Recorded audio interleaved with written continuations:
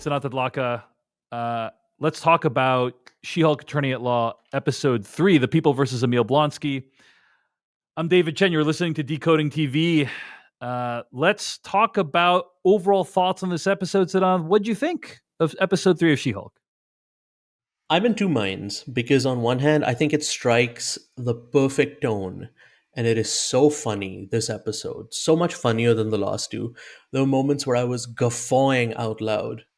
But every time She-Hulk is on screen, like Jen Walters in She-Hulk form, like I physically recoil. Like there's just this episode more than the others made me feel like, this show should not have come out in August of 2022. They needed more time. And you are for this. commenting on the CG. You're not Yes. commenting on just the idea of No. She-Hulk. Yeah, Let's the CG, just be clear. It's so the CG is rough.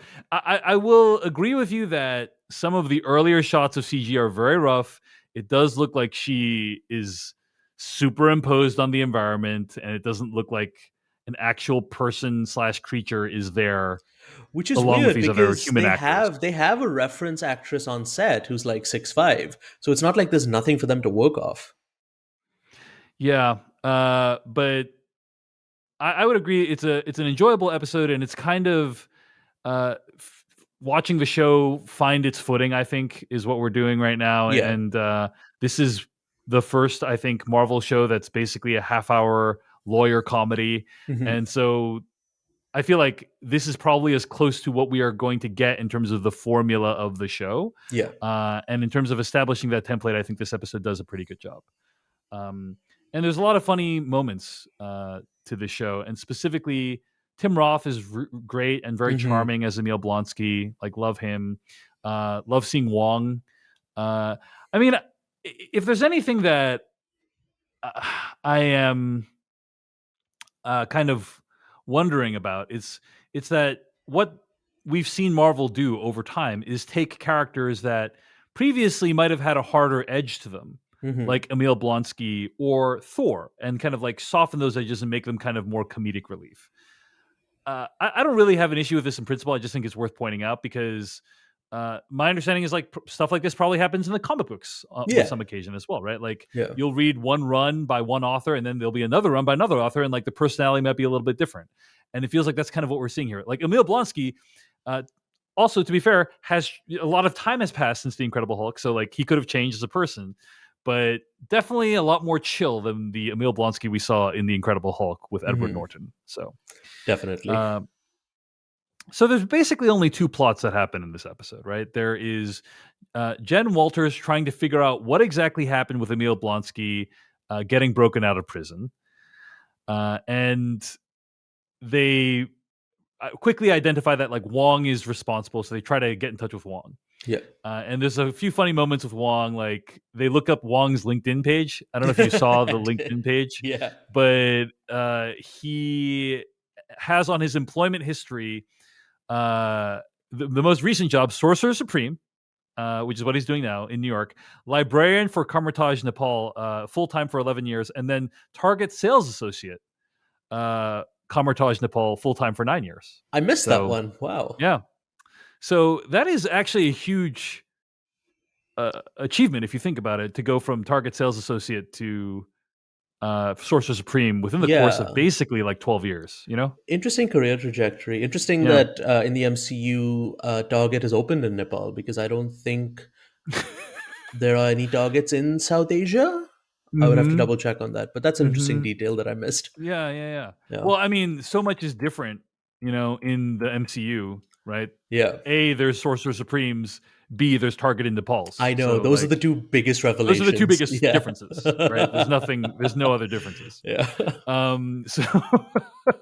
So anyway, they get Wong, and he explains that he needed to use Emil Blonsky in order to prove himself worthy of being the Sorcerer Supreme. I'm sorry, I need to interrupt for a second. Please. I know we have to do this episode rundown. I know we do, but I just have to get this off my chest. Please. You know, we as media people, we have a responsibility to our listeners. And last week I said something that I need to go back on.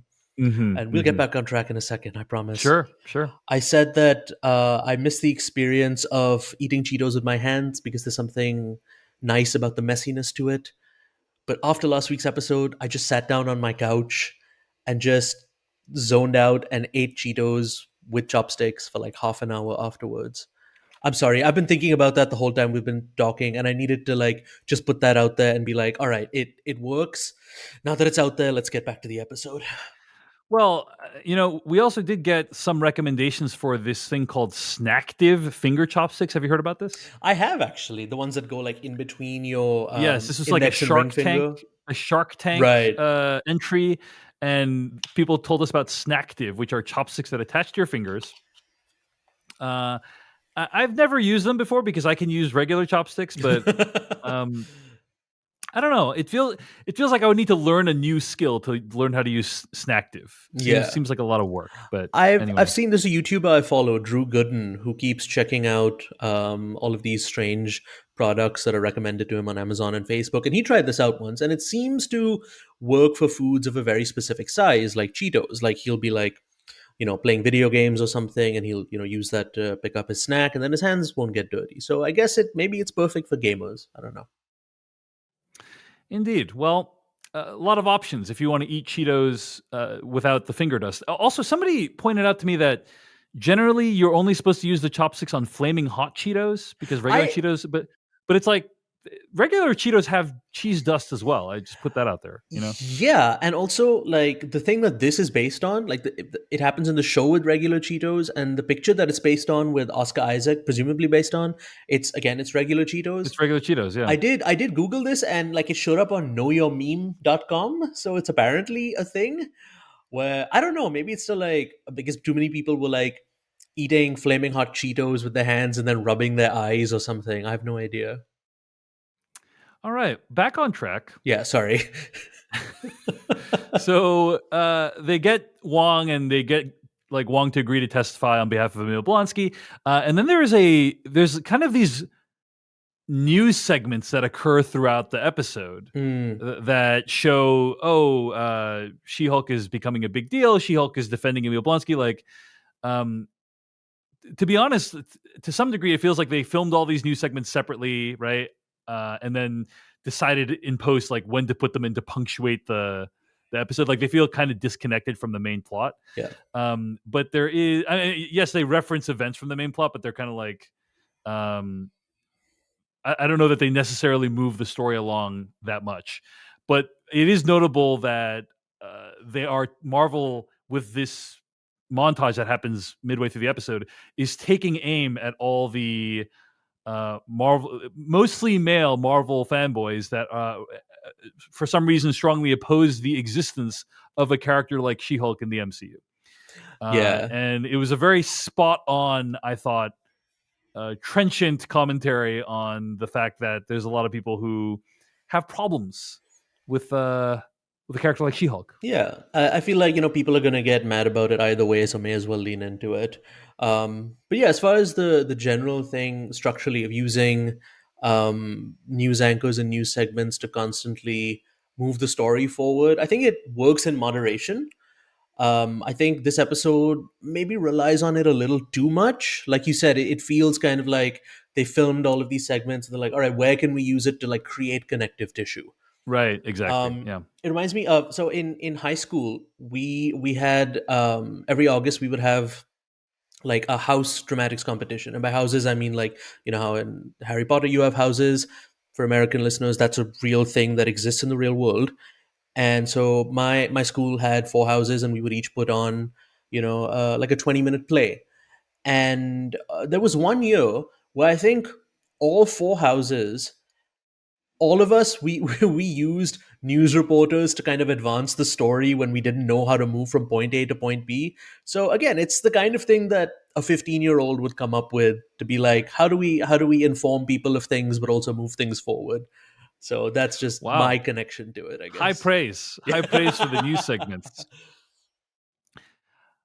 I do think that if you reflect on where Marvel fandom and online fandom in general has gone over the course of the last 5 to 10 years, Certainly, there's a lot of wonderful elements to it. People celebrating their love of things, people joining in community with others who are interested in the same things. Yeah. But there's obviously also this like other very ugly side of it. Yeah. And I think that's what the show is obviously pointing to. Yeah. And I've been reflecting on it a lot because it's this kind of politics of grievance, basically, right? This Mm, politics of uh, this other group of people or this other category of people or someone who doesn't look like you can't have something without something being taken away from you. That's yeah. kind of Yeah. the core of the idea, right? And it's complete nonsense. Yeah. It doesn't make any sense to me. Um, but I feel like the episode does a really good job of tapping into that idea just with that montage and like I think it takes some amount of skill to nail what internet speak is like, to nail what it's like, how people talk about the things on the internet and how things go viral and what conversations like. And I think from what we see, the episode does a pretty good job of it. Yeah, I'd say Um, it's more of a nice little reference than it is anything of like actual consequence. But the fact that it is a reference to a very real phenomenon is a little disquieting, because, like you said, the politics of grievance. It's something that I'm sort of exposed to on like a weekly or daily basis, because I write about movies and I get like the strangest complaints about things that I write. Like if I don't like something for like a very understandable reason that I state very clearly, like in my review, like, oh, I thought, it was, for example, it was boring. I didn't like the way, it was put together. And then inevitably I'll get emails and comments being like, oh, I bet you didn't like it because it wasn't woke enough. It's like that you and I live in such different worlds. Like, I don't understand what you think you mean by that. mhm, At the same mhm. time, part of me does understand in a roundabout way where some of it comes from, because yeah, a lot of corporations, whether it's Marvel or what have you, will try and speak the language of progressiveness and will try and pay lip service to it. But there's a difference between just having it be lip service and actually trying to tell a story with it. And I think She-Hulk maybe falls somewhere in between. But at the same time, if it's something you really object to, just forget about it. It's like, that doesn't work. Move on with your life. Don't get mad at random people who have nothing to do with the thing that you think you're mad at. Um, but yeah, so that reference, even though it was a fleeting one, it did kind of resonate with me a little more than I realized. I think I just realized it fully when I was You just speaking just realized now. it here Yeah, on this podcast as we're like talking about it. Yeah. thinking back to goddamn comments. Yeah. Yeah. I think that what I think you described it as a passing mention, but I think what the episode does a good job of is revealing how ridiculous it is. Right? Yeah, It's like why are these people have any objection? It's nonsense. It doesn't make any sense. In the context of the show, yeah, it doesn't make any sense, and doesn't make any sense in the context of reality as well. So yeah. It's another thing that the Harley Quinn show has also done a few times. I would say in much funnier ways, but right. um, Yeah. I don't want to be accused of pitting two fictional superhero women against each other. Yeah. Yeah. Yeah. So in this episode, we also find out that Dennis Bukowski, who is Jennifer Walters' past colleague at the DA's office, has been defrauded by somebody who he believes is Megan the Stallion, but is in fact a Asgardian light elf, shape-shifting light elf from New Ah! Asgard.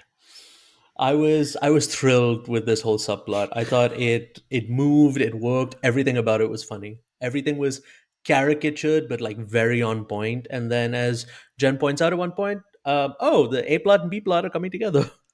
Yeah, yeah, yeah, and that's the kind of this. It's a very brief mention, but that's kind of the stuff that we were talking about in our podcast about Hmm. sensational She-Hulk, the Volume 1 run of comics by John Byrne, and Yeah, how in the comics she would often play with the form, and like this is the closest she's played with the form. Some people might not even be familiar with the terms A plot and B plot, right? Yeah. But now they're learning about it, Yay. and learning about it in a fairly amusing way. Mhm. So anyway, what happens with Wong is there's a fun reference to Spider-Man No Way Home because he's like erasing everyone's memories. Bad idea. And then he testifies at Emil Blonsky's parole hearing. Um, I don't know how I felt about the seven soulmates being there physically. It's a fun visual gag, but I really just loved the idea when Emil Blonsky brought up last episode. Mhm. He's like, "I have seven soulmates, and we're going to share a parcel of land." And it's like, wow, like I'm having a lot of fun, like imagining who these people Uh-huh. are. They're not all women in my mind, by the way. Um, Okay. and then but to see them there is kind of like, okay, well now like it removes a little bit of the magic. Oh, it But wasn't woke enough for you? exactly, that's right. Um, but Tim Roth is just so Mhm. charming in this role. Like he's so funny, and like he's like, "These are my better eighths." Like that Yeah. was just a great line. I Like like that part of his transformation is now the fact that he just zones out sometimes in the middle of conversations. Like, I don't know, it's like a small little detail that, he seems to like zone out and then snap back into a conversation. I really like that. we learned that in prison, Emil Blonsky has become a whole different person. He's super reformed. He's like Hmm. helped out everyone. He's like a model citizen. And then, of course, Wong testifies that he needed to train with the abomination in Kumite. Kumite is basically a form of sparring, right? And it's kind of Hmm. what we see in Shang-Chi. It's, simulated fight, basically. And that's why he needed his help. So, Yeah, when I used to, I've studied karate in school, and every time we would spar, we would yell "Kumite." so the parole board agrees that Abomination is able to be released if he never becomes Abomination again. He stays Hmm. Emil Blonsky, and he has to wear an inhibitor. Uh, Couple of things to point out. First of all, curious how the technology works because in the first episode, Bruce Banner is like, I only have a prototype, but I Yeah. guess they have something closer to that. In the sensational She-Hulk comic that we recently read, there is this thing called a neural neutralizer or something that She-Hulk is put into that prevents her from moving. Hmm. So it did remind me of that. But anyway, uh, the other thing to note is Emil Blonsky apparently better at controlling his abomination self than Bruce Banner ever was, because Bruce Banner still needs the help of the device to Yeah. stay his human self. I think, So because to be fair, Bruce Banner's been dealing with a couple of like, universal level saving half of the threats. universe, Yeah, he's had a lot of stress, yeah, right? Whereas he's, Emil Blonsky's been able to meditate a little I bit more, know. probably, Yeah. Not to So say that prisons work. This is just in a fictional context. But yeah, it's fun to, see that he's able to transform on command. Well, C is stretching it. They show us barely any of it because again, like you just have to assume that during any like CG or action heavy bit in this show, things will be like cut around a whole lot.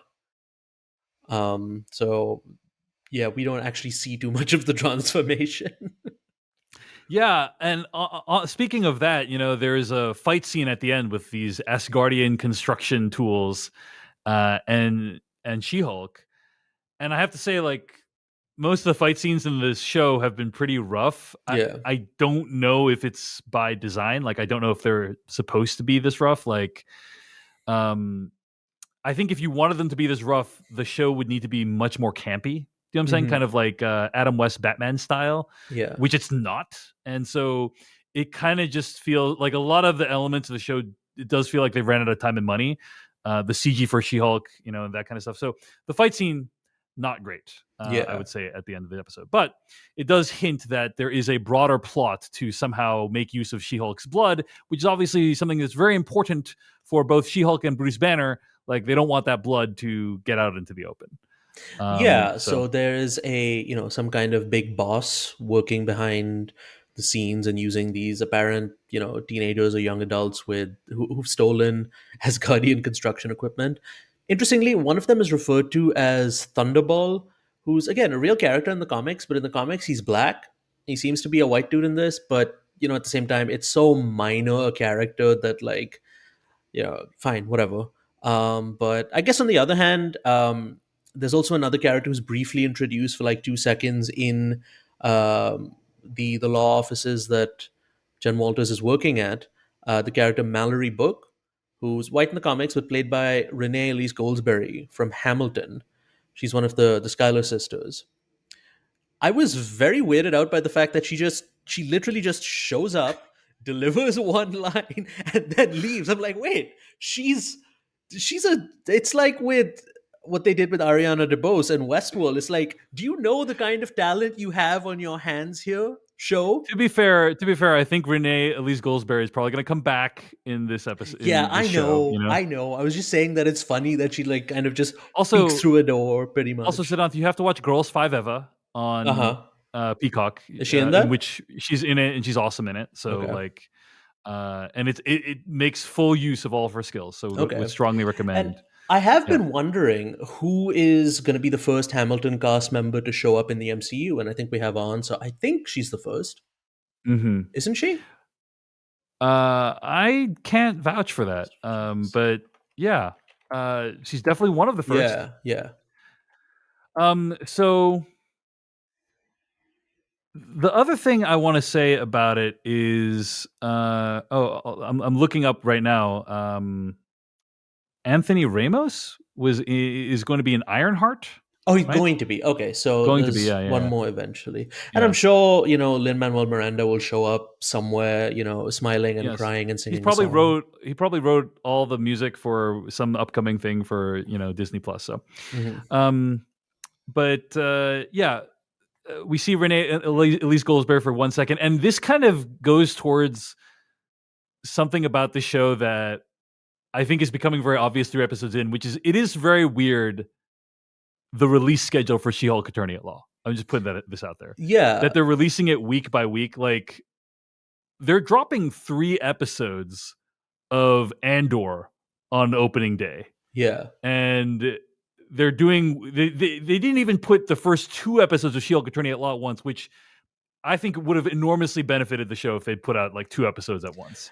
Yeah, because Um, didn't they introduce who I thought was going to be like the main villain of the show, Titania, in the first episode? She's not in right. the second or in the third. And then you really, you have Renee Elise Goldsberry in for like 3 seconds in this episode. It's just like, it just feels weird because Yeah. it's like, if they had released 2 episodes, maybe one of these characters is going to be in the next episode as well. And then it kind of makes more sense. But Hmm. instead, it feels very odd. Like these characters like show up for a blip and then they're gone. Yeah. So it's a weird release schedule. Like Yeah. another way to approach it could have been like releasing 2 episodes at once. Like this is not a Hmm. uncommon thing for some shows to do, but to stretch out 9 half-hour episodes over the course of 9 weeks, I do think we're starting to feel a little bit of that stretch right now. So But with 9 episodes releasing over 9 weeks, you get people to subscribe for that third month. that's true. That's true. Forget about Andor. Yeah. You gotta gotta get them on that leftover week Yeah. there. So But I'm willing to forgive all this weird nonsense because of certain lines that just had me like roaring with laughter, like when that light elf disguises herself as Bug the lawyer, walks out walks out into the hallway and says, "I love harassing women in the workplace. It's my kick, baby." I was on the floor. yeah, it's pretty. The light elf stuff was pretty funny. Yeah. So, any other thoughts about that plot line, Siddhant, before we wrap up? No, it was amusing, and it was one of those light and inoffensive things where I thought like, all right, yeah, more of this, and I like how it informed the A plot in some small ways and vice versa. I almost don't want there to be some other big bad. I want it to be like these small little lawyer side stories. I know it's not going to be that for very long, but I'm enjoying the fact that it is a half-hour comedy, and not just in terms of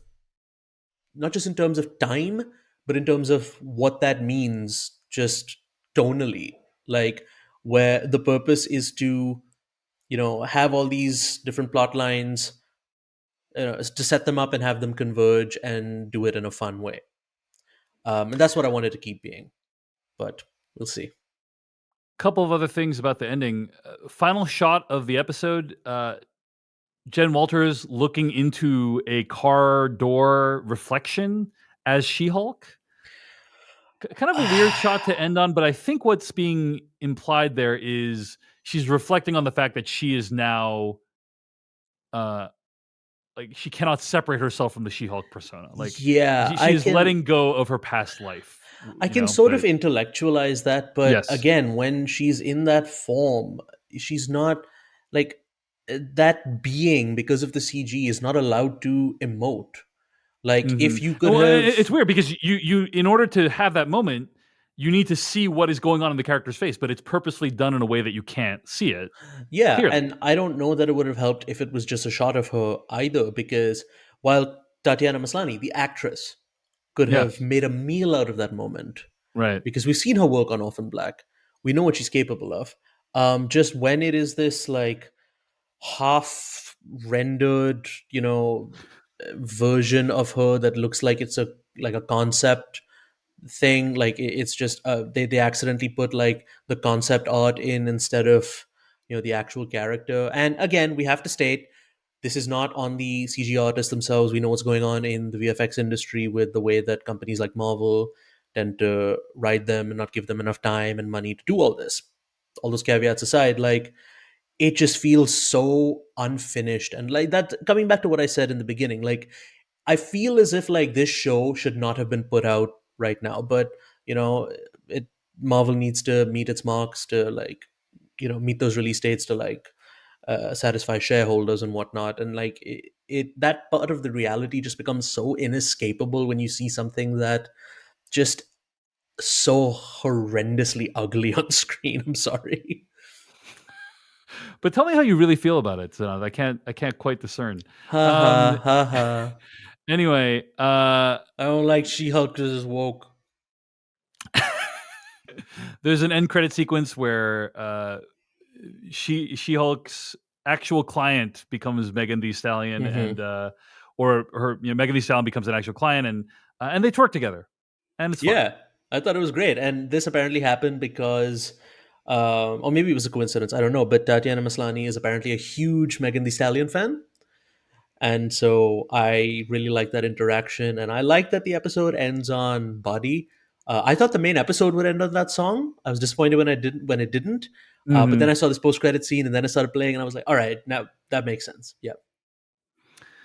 All right. Also, real quick, Megan Thee Stallion being her client in the Superhuman Law Division, does that imply that Megan Thee Stallion like has superpowers in this universe? Is that what's It's a good happening? question. It's a good question. Like, why else? Maybe the Superhuman Law Division is for people who are superhumans and also whose lives have been impacted by superhumans. Oh, yeah, identity theft. Okay. Yes, there you go. There you go. Mm-hmm. All right. Overall, a fun episode of She-Hulk, Attorney at Law. That's episode 3, The People versus Emil Blonsky. You are watching or listening to Decoding TV. He is Siddhant Vlaka. I'm David Chen. Next week, we're going to be discussing episode 4. We're also going to be covering Ong Lee's Hulk movie as our main topic. And if you want to hear us talk about that, keep it subscribed to Decoding TV at podcast.decodingtv.com. Thanks so much for watching and or listening. We'll see you next week.